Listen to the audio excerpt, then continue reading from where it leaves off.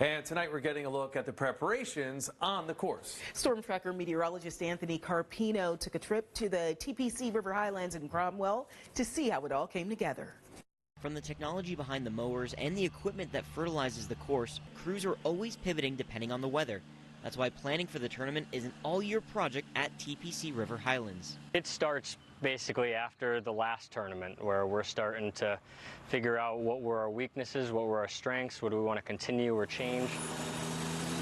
While their preparation is down to a science, Connecticut's weather always seems to throw in a wild card, even in the winter. If we get a pattern where we get a big melt-off and then a deep freeze, the crown of the plant could basically explode and kill the plant that way. So not ideal for the grass, but fortunately the damage from this winter was very minor.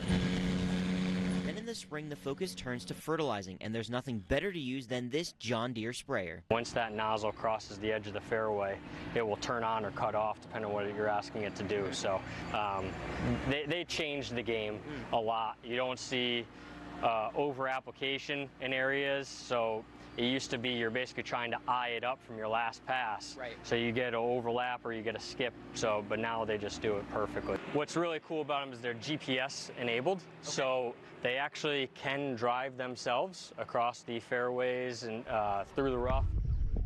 Now that the grass is growing, we need to trim it down and add in the striping. So we use John Deere 7500 mowers for the fairway mowers, and those are reel units, 5-gang reel units that cut the fairways. And then we have walk mowers, John Deere 220s, that we have young staff that has to walk several miles to make all the stripes around the greens and everything like that. This mower is a little different than the one you might have at home. So most folks at home have a rotary mower for their lawn, where underneath the blade's spinning horizontally, where these are basically turning vertically and pinching the blade, or pinching the grass blade between the bed knife.